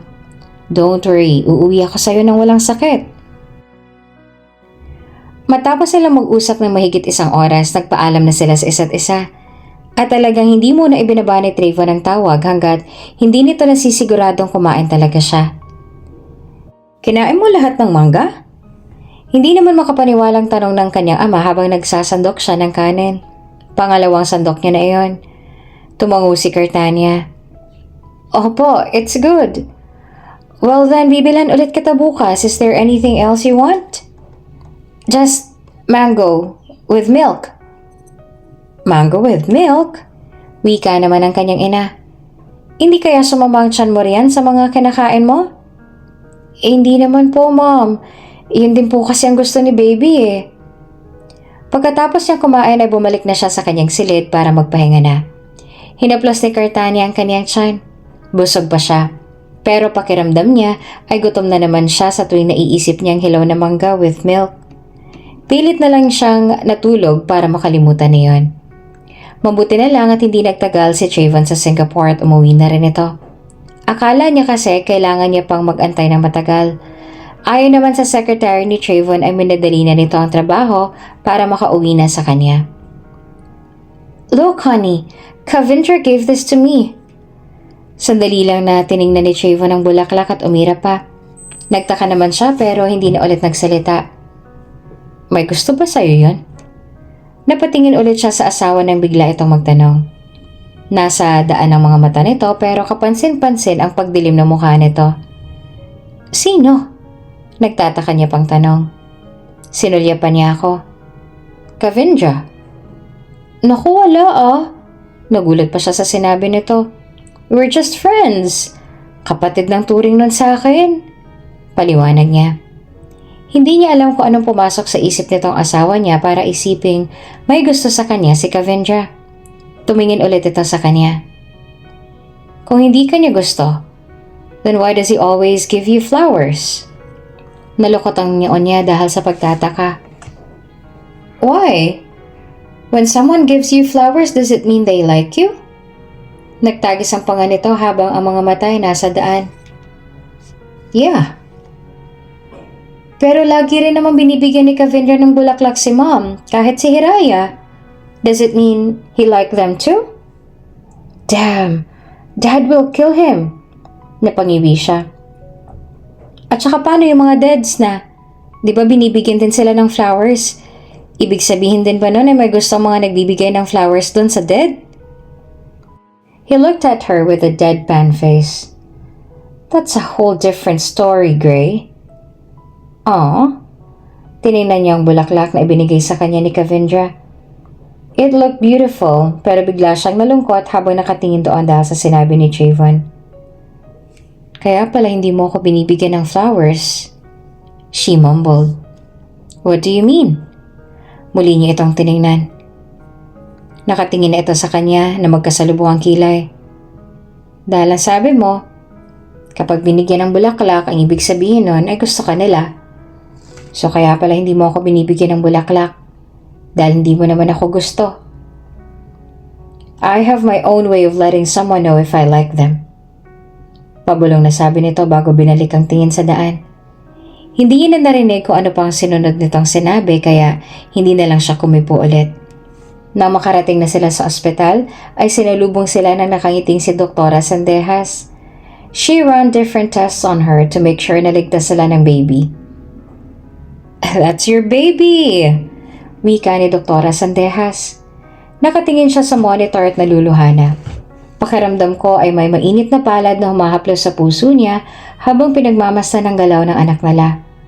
Ang sabi ni Doktora Sandejas ay healthy daw sila ng baby at malakas ang kapit ni baby kaya wala silang dapat ipag-alala. "Oh, huwag ka nang iiyak, Trayvon." Napabaling ang tingin niya kay Trayvon na magbiro si Doktora Sandejas. Hindi lang ito basta mukhang iiyak dahil may mga luha na talaga sa mata nito na mabilis naman itong pinunasan. Inabot ni Cartania ang kamay nito kaya tumingin ito sa kanya. "Are you okay?" Nag-aalala nitong tanong. Tangula ang sagot nito at saka pinagsalikop ang kamay nila bago ibinalik ang mata sa monitor. Kitang-kita ang kasiyahan sa mga mata nito. Maybe the tear that fell from his eyes was the tears of joy. Tinanong siya ni Doktora Sandejas kung may iba pa ba siyang mga symptoms na nararamdaman and advised me on what we should do. Hindi na kasing lala ng first and second month of pregnancy ang symptoms na nararamdaman niya these days. Nahihilo pa siya minsan at naduduwal pa. Pero tuwing madaling araw na lang or kung may hindi siya nagustuhan na pagkain o amoy. And as long as nasa tabi niya si Trayvon at naamoy siya nito, she feel okay. Yun lang talaga siguro ang gusto ni baby. Ang nasa tabi niya palagi ang daddy nito. Hanggang sa makauwi sila sa bahay. Hindi pa rin napapawi ang ngiti sa labi ni Trayvon. Bumaba ang tingin niya sa cellphone niya nang tumunog iyon. Nang makitang si Trayvon ang tumatawag, gumuhit ang ngiti sa kanyang labi at sinagot niya kaagad iyon. "Han?" Bungad nito. The way he calls her Han still gives her butterflies. "Yes? Pauwi na ako, may gusto ka bang ipabili sa akin?" Napaisip siya saglit. Wala naman siyang maisip na ipapabili dahil lahat ng pagkain na gusto niya ay nasa ref naman na nala. Wala naman siguro, wala akong maisip," tugon niya. "I noticed that your moisturizer is also almost running out. Should I get a new one for you? Dadaan ako ng Watsons." Ngayon niya lang naalala na malapit na nga palang maubos ang face moisturizer niya. Mabuti na lang at nabanggit nito iyon. Pumayag siya na bilhan siya nito noon. Nagpabili na rin siya ng cream na pamahid sa belly niya para hindi magkaroon ng stretch marks. "Han, tama ba itong mga nabili ko?" Tinignan niya si Trayvon na nakaupo sa dulo ng kama at tinignan ang mga binili nito. Siya naman ay nakaupo na sa harap ng vanity ng kanyang table. Tinutuyo ang basa niyang buhok. Mukhang hindi ito sigurado sa mga binili nito. Inilapag naman ni Cartania ang blower na hawak niya sa vanity table bago tumayo at lumapit sa harapan nito. Tinignan niya ang brand ng hawak nitong moisturizer. Tama naman yun. The same brand na ginagamit niya. Hindi na nakakapagtaka kung bakit napakadami ng binili nito. Isa pa nga lang noon ay matagal niya na mauubos. Umaabot ng buwan. Sa dami ng binili nito, aabot siguro yun ng mga taon bago niya maubos. Ganon din ang cream na binili nito. Ang dami rin para namang ilang taon siyang magbubuntis. "Tama naman," sabi niya. "Pero bakit ang dami naman yata masyado? Pati ang cream, ang dami. Balak mo ba akong puntisin taon-taon para magamit ko lahat ng yan?" He looked up to her. There was a playful glint on his face. "Pwede naman siguro yun, diba?" "What? Bubuntisin mo ako taon-taon?" she asked in disbelief. Ngumisi naman ito at bahagyang tumango. "Yes." "Naku, hindi pwede." Umismid siya.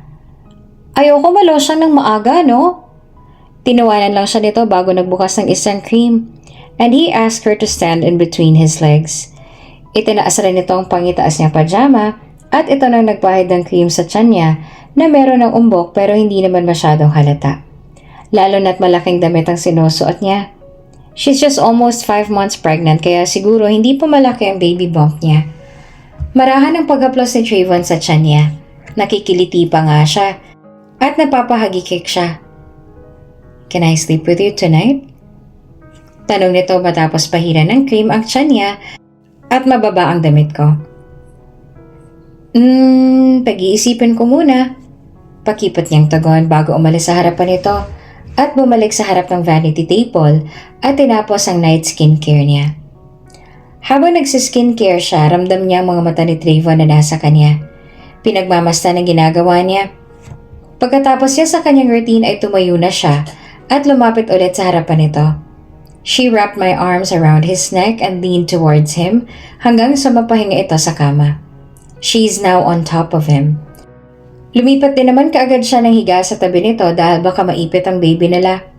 Niyakap niya ang isa niyang braso sa bewang nito at sumiksik sa katawan nito. "Let's sleep," she mumbled. Tumagilid ito ng higa paharap sa kanya. And then he kissed the top of her head. "Are you free tomorrow?" Why? "Let's have a date tomorrow. May papakita ako sa'yo. And I also have something important to tell you." She hummed at sumiksik palalo sa matigas nitong dibdib. Okay. Good night." "Good night, my wife." Sagot nito bago muling hinalikan ang noon niya. "Good morning, handsome." Masigla niyang batay nang magmulat ng mata si Trayvon. Kanina pa siya gising dahil excited siya sa pupuntahan nila ngayon. Niyakap nito ang braso sa bewang niya at sinubsob ang mukha sa kanyang leeg dahil nakatagilid siya ng higa sa kama paharap dito. "Good morning, you woke up too early," he murmured against her neck. Nakiliti tuloy siya dahil sa init ng hininga nito na tumatama sa balat niya. "You should sleep more." Instead na pilitin niya itong bumangon na, she ended up being attracted to his bedroom voice. Medyo paos at saka mababa. Hindi na ako inaantok eh," she replied matapos niyang kumalma. "Get up na, your breakfast is ready." He only hummed at masisiniksik pa ang mukha nito sa kanyang leeg. 5 minutes more." Nakakainit ng pisngi at nakakarupok ang tono ng boses nito. Gusto ni Cartaniang bumangon ito because she already made him coffee at lalamig na yon. But she ended up being marupok. "Okay, fine. 5 minutes. Bawal lumagpas, lalamig ng pagkain," she said, hugging him back. Marahang pagtangula ang tugon nito. Inabot naman niya ng kamay ang ulo nito at marahang hinaplos yon. Sinusuklay niya rin ang buhok nito gamit ang kanyang mga daliri. Nanatili sila sa ganoong posisyon ng 5 minuto pa. Walang nagsalita. Tahimik lang silang pareho. And she liked the silence that surrounded them. It was too domestic. Habang nasa loob ng banyo si Trayvon, nakaupo naman siya sa dulo ng kama at hinihintay ito na lumabas at nakatungo sa phone niya. May sinend kasing picture sa kanya si Hiraya. "I made you coffee," masayang sabi niya sa kanyang asawa. Hawak-hawak niya ang tasa na may lamang kape. Black coffee. Lumapad naman ang ngiti nito at malimbing na iniyapos ang braso sa kanyang bewang. "Thank you, hon," he said, bago ito humalik sa noon niya at kinuha ng tasa ng kape mula sa kamay niya. Sinabayan niya itong mag-breakfast. Hindi naman kumain si Trayvon, nagkape lang ito. Si Kirtania lang ang kumain. After we ate breakfast, may tinawagan ito. Siya naman ang nakipagdaldalan muna kay Manang. Nang bumalik si Trayvon, he told her to get ready dahil aalis na sila. Nagmamadali naman siyang nag-ayos ng sarili dahil sobrang excited siya. Nakasuot siya ng summer dress na color orange and flat sandals. Her hair was tied in a low bun at merong mga strand ng buhok sa mukha niya. She put on a light makeup, may suot din siyang gold necklace. Nasilayan niya kaagad ang kagwapuhan at kakisigan ng kanyang asawa nang makababa siya. He was dressed in a plain white shirt tucked into a gray trousers, paired with an expensive white shoes. May suot din itong mamahaling relo and a thin metal pendant. "How do I look, honey?" she asked him tsaka umikot sa harapan nito. A sweet smile plastered across her lips. Nakatitig lang ito sa kanya. He was not moving or even blinking. Kulang na lang ay mapanganga siya. "What?" Takang tanong nito sa kanya nang lumipas ang halos 1 minuto, kulit nakatitig pa rin siya sa akin. "How do I look? Do I look okay? Should I change my dress? Do I look decent naman ba? Or should I match with your outfit?" He cleared his throat. You look perfect." Napakurap ito sa kanya. Nag-init ang pisngi. "Really?" "Yeah. and breathtaking. Uminit pa lalo ang pisngi niya dahil sa uri ng tingin nito sa kanya. Nakakapanghina rin ang ngiti niya. Ang ganda mo. She blushed. Thank you. You look handsome too. Trayvon drew nearer to her and placed his arm on her waist. Inamoy pa nito ang leeg niya at nag-iwan ng halik doon. And you smell so good. He praised and gave her neck another kiss. Magkahawak ang mga kamay nila at ito ang may suot ng shoulder bag niya na lumakad sila papunta ng garage kung saan naghihintay si Mang Tony sa tabi ng sasakyan nito na Mercedes-Benz. Magandang umaga, sir at ma'am. Bati naman ni Mang Tony sa kanila. Trayvon just nodded at ngumiti naman ito kay Mang Tony. Magandang umaga rin po. Pinagbuksan siya nito ng pinto at excited na agad naman siyang pumasok sa loob. Sobrang excited siya kung saan man sila pupunta ngayon. Si Trayvon naman ay hindi maalis-alis ang tingin sa kanya. Why are you still staring at me? Hindi matiis sa tanong niya. Kanina niya pa nararamdaman ang mga titig nito sa kanya. Sorry, did I make you feel uncomfortable? No, pero kanina mo pa ako tinititigan. Is there something wrong with my face ba? Nagkalat ba yung lip gloss ko? Marahan itong umiling. Nothing's wrong with your face. You look perfect. I'm just admiring the breathtaking beauty of my wife. She made a face to suppress her smile. Her cheeks began to heat up. You're so horny. Trayvon only chuckled and winked.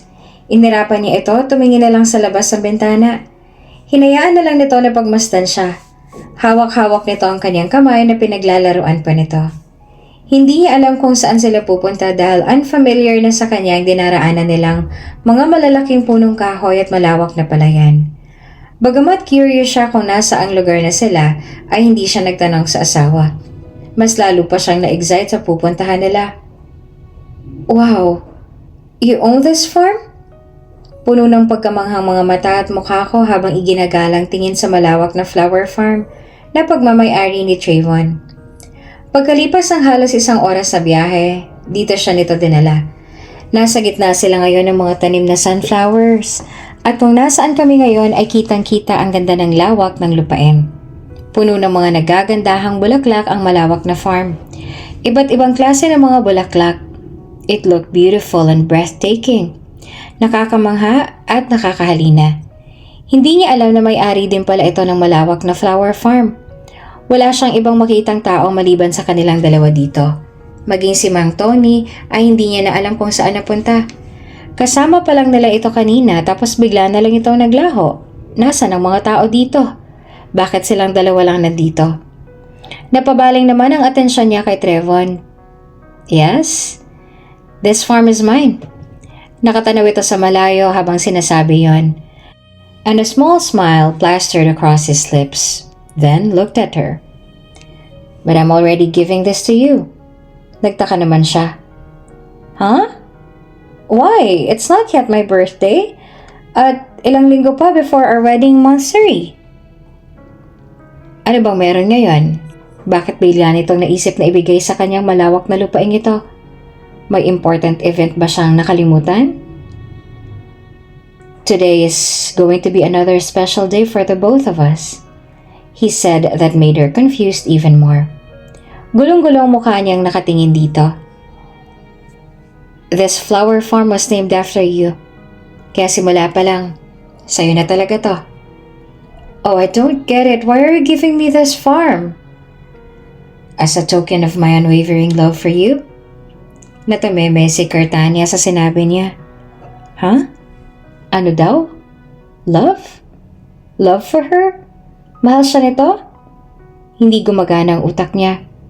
Hindi nagpo-process sa utak niya ang mga sinasabi nito and she's not sure if she heard him right.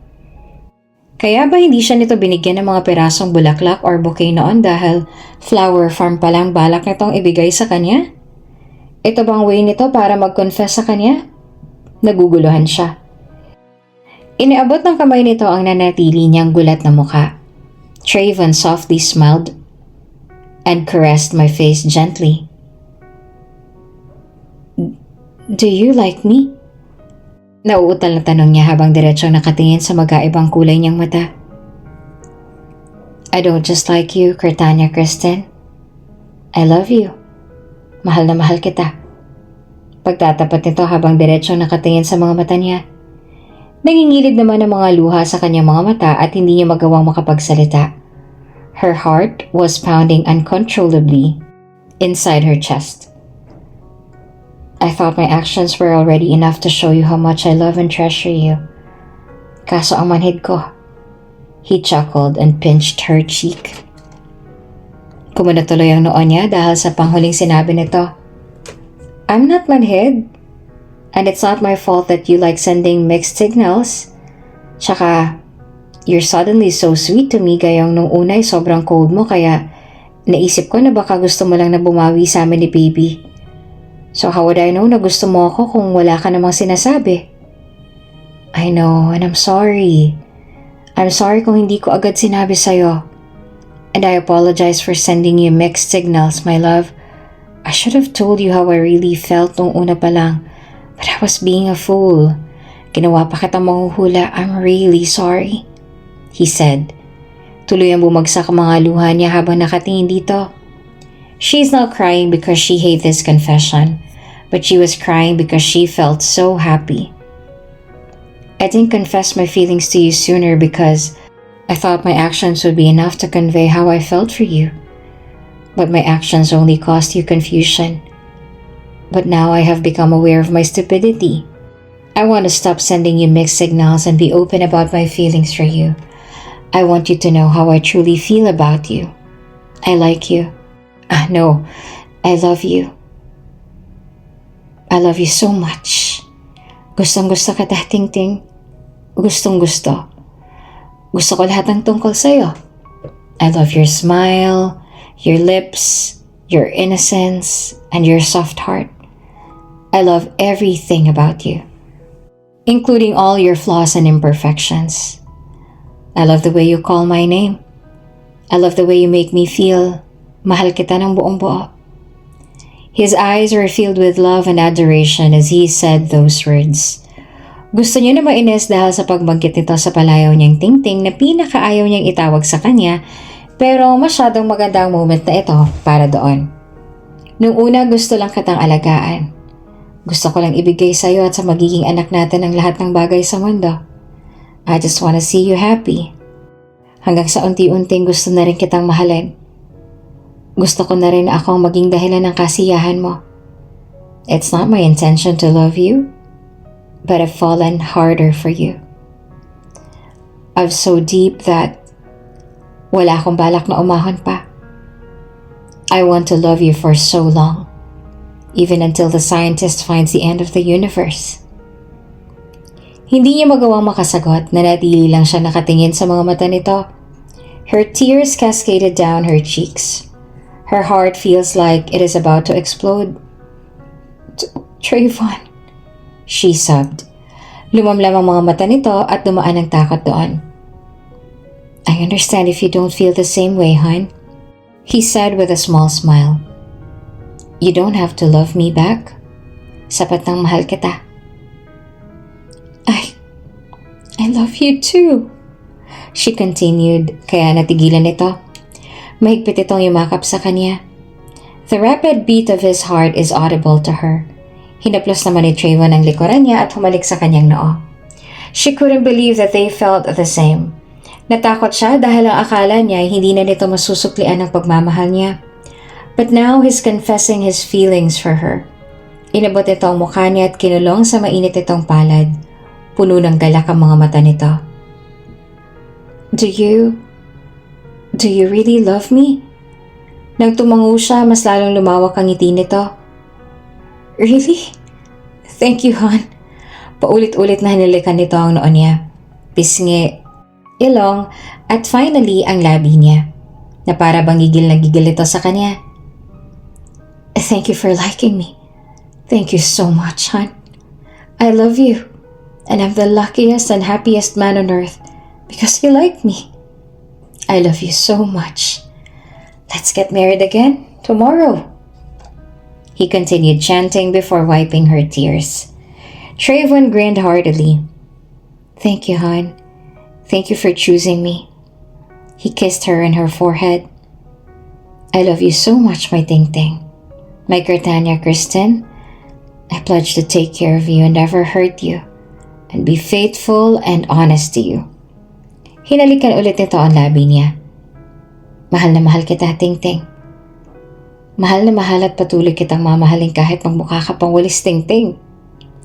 Dahil sa sinabi nito ay napanguso siya at mahina naman na natawa sa kanya si Trayvon. As in the middle of a sunflower field, their lips collided once more, and their hearts vigorously pounded. Nang araw ding yon ay pinaliwanag din ni Trayvon sa kanyang lahat patungkol kay Avelina at ang sinabi rin nito na kinausap daw nito si Avelina ng mabuti at hiniling na kung maaari ay wag na ulit silang guluhin dahil nalaman ni Trayvon ang ginawa nito nung nagkausap sila ni Avelina sa coffee shop. Humingi rin daw ng tawad ang mga magulang ni Avelina kay Trayvon dahil sa abala na inaidulot sa kanila at nangako sila na sila nang mag-aalaga kay Avelina at isasama na raw nila ito pa uwi sa New York. Habang si Kavindra naman ay sobrang tawang-tawa dahil batid pala nito na nagsiselo si Trayvon sa tuwing magkasama silang dalawa. At ang lahat ng mga ginagawa ni Kavindra ay plinano lang pala nito para raw magselo si Trayvon at umamin na sa kanya.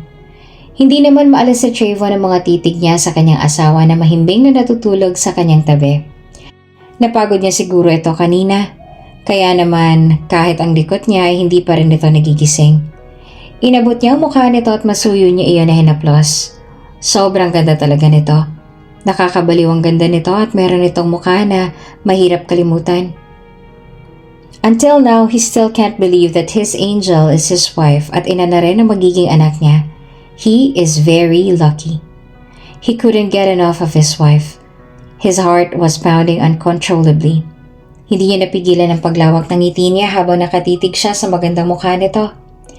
Matapos ang nangyari sa kanila noon ni Avelina, matapos siya nitong lokohin at ipagpalit sa katrabaho nito kahit pa sa sobrang pagmamahal ng binuhos niya para kay Avelina noon. Trayvon swore that he would never fall in love again. Hindi na siya susugal sa pag-ibig. He will never love anyone. He would never allow someone to enter his life and make things difficult for him again. He will never allow anything to matter in his life because love will only cause him to suffer in the end. But when Cartania suddenly came into his life without any warning, started chasing him and knocked on his heart, Trayvon let her in. Without a second thought, he let her into his heart. Because for the very first time, after so many years of hating love, gusto niya na ulit na ma-in-love. At first, Trayvon had a hard time accepting his feelings. He was scared of what would happen if he let his feelings deepen. He's scared that he would only end up hurting and suffering again. Katulad ng nangyari sa kanya noon dahil sa labis-labis siyang nagmahal sa maling tao. Pero unti-unti niya ring natutunan na tanggapin iyon. At noong sa wakas ay natanggap niya na ang kanyang nararamdaman, iyon na siguro ang pinakamagandang desisyon na nagawa niya. Because finally, the man who had already cursed love, the man who despised the idea of falling in love, the man who swore he would never fall in love again, with a sweet, happy-go-lucky, and hopeless romantic woman. The woman who made him wanted to experience falling in love and being loved. Habang nakatingin siya sa natutulog na si Cartania, sobrang bilis ang tibok ng puso niya. Sobrang mahal na mahal niya ito at hindi niya alam kung makakaya niya pa ba kung mawawala ito sa kanya. Hindi niya na ma-imagine ang kanyang sarili na wala ito sa tabi niya. He kissed his wife on the forehead before looking at the clock on the bedside table. It's already evening. He was sure Cartania would be hungry when she wakes up. He carefully got off the bed at inayos niya ang kumot ng asawa before picking up his clothes that were scattered on the floor. He went into the bathroom to take a shower. Pagkatapos noon ay bumaba na siya papuntang kusina to cook. Hindi rin nagtagal at nagising na rin si Cartania at sabay na silang kumaing dalawa. Matapos silang kumain ay sinabihan niya si Cartania na hintayin na lamang siya sa living room. Nung una ay nagtaka pa sa kanya si Cartania ngunit kalaunan ay pumayag na din siya habang si Trayvon naman ay may ginawa na kung anong dapat niyang gawin. Kinuha niya ang maliit na singsing sa paper bag at nilagay iyon sa bulsa ng short niya bago siya naglakad patungo sa kanilang living room kung saan naabutan niya ang kanyang asawa na abala sa pagbabasa ng magazine. Nang mapansin nito ang presensya niya ay nag-angat ito ng tingin sa kanya at ngumiti. Damn, that smile again. Doon talaga siya nahulog. Kaunti na lang dadalhin na ni Trayvon ang kanyang sarili sa mental dahil baliw na siya sa kanyang asawa. Lumapit siya sa asawa and placed a kiss on her forehead before sitting next to her, who immediately snuggled up to him.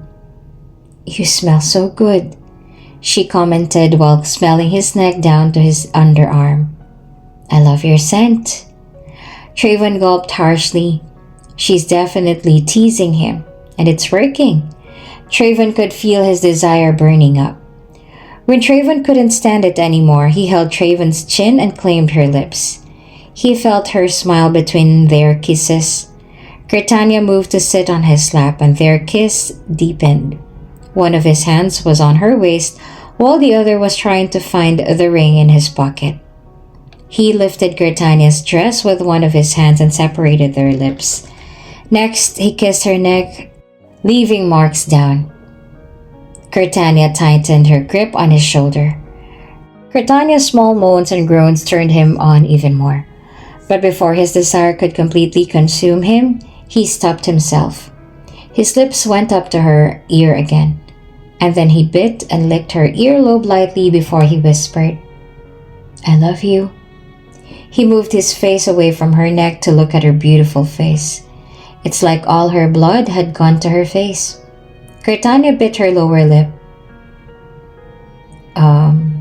Yeah? Thanks, I guess. Just thanks? I love you too. Now that's what I want to hear. He kissed the side of her lips before he showed her the ring he's holding. Natigilan naman si Kirtania na makita ang singsing at nagulat.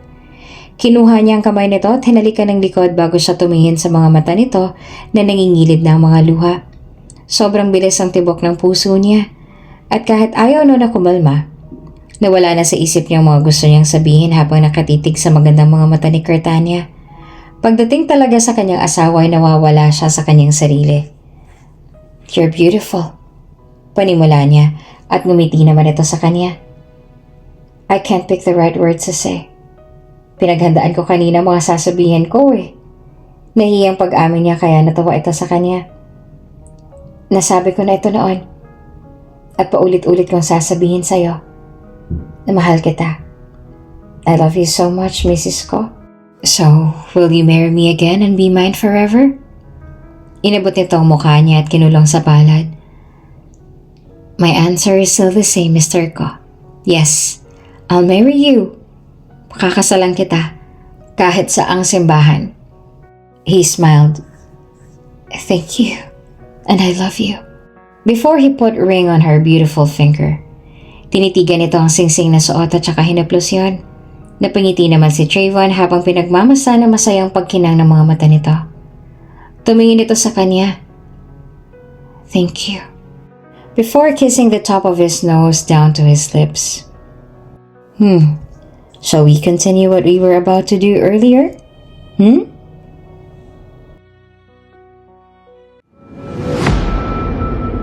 bago ka pa lang sa channel na ito, Ate Jane TV, huwag kalimutang pindutin ang notification bell and subscribe button. Sana po hindi naman malaking abala sa inyo ang pagpindot ng subscribe button dahil ang kapalit po nito ay ang pagsuporta para makapag-produce ng mga libreng stories sa mga channels ni Ate Jane. Maraming salamat!